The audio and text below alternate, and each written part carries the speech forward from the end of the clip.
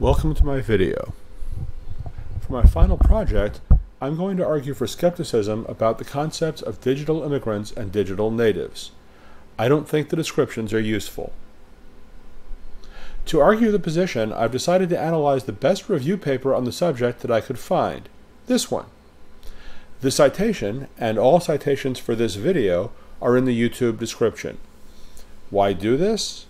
Well, one, I'm good at criticism. I think that one of my strengths as a writer and as a thinker is to analyze someone else's work. Here I use criticism in the scholarly sense, meaning deep analysis and evaluation, not necessarily negative. Also, I feel strongly about this subject. I think false descriptions can cause a lot of time and effort to be wasted. On a less scholarly and more personal level, I am old enough that I'd be called a digital immigrant. At the same time, I am a software developer who used to run computer networks and was one of the first paid system operators for online services. I blog, I run servers, and so forth. I don't feel as if the young people who came online long after I did are somehow natives, and I'm not. Also, my personal experience does not match with these concepts.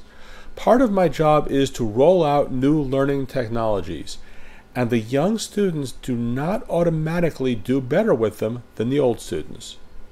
Of course, my experience is purely anecdotal, so I was eager to research real evidence and see if it lined up. Here's a widely used definition of digital immigrants.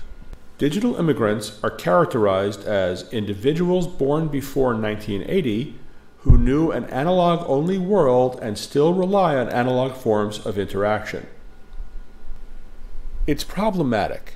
The sharp cutoff is unrealistic.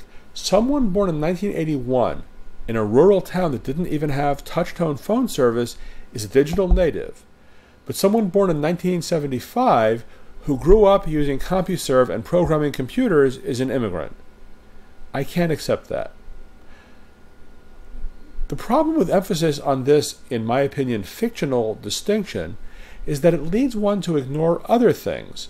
Things like culture, class, family situation, native language and having to learn in a non-native language, school nutrition, and many, many other factors are just left out. Do you think the advocates of the immigrant-native distinction don't mean to de-emphasize those factors? Here's a quote from Prensky again. The single biggest problem facing education today is that our digital immigrant instructors who speak an outdated language, that of the pre-digital age, are struggling to teach a population that speaks an entirely new language. So the biggest problem facing education today is not entire countries in which education is given only to the elite.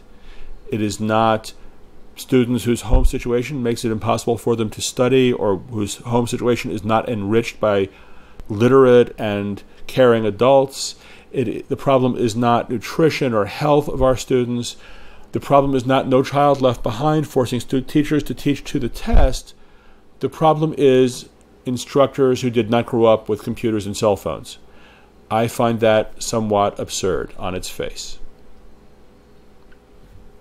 Are there real differences? Not really. Smith cites many studies, which I will cite in the description, showing no or very little difference between the supposed natives and immigrants.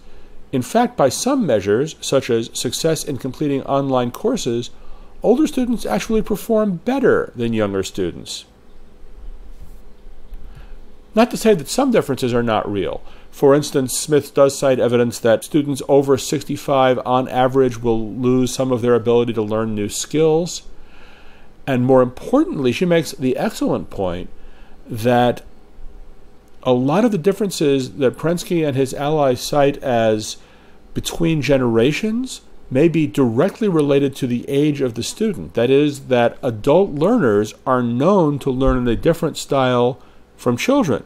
And that the difference may simply be that when Prensky and company were doing their work, so-called immigrants were adults and so-called natives were still young.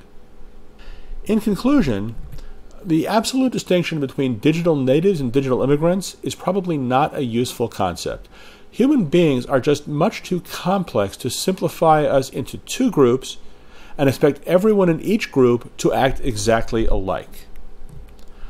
And finally, I conclude that since humans are so complex, and since our culture did not stop changing in 1980, or stop changing in 2000, or stop changing yesterday, we as educational technologists will have full employment for the foreseeable future, constantly changing and improving our work to try our best to keep up with our constantly changing society.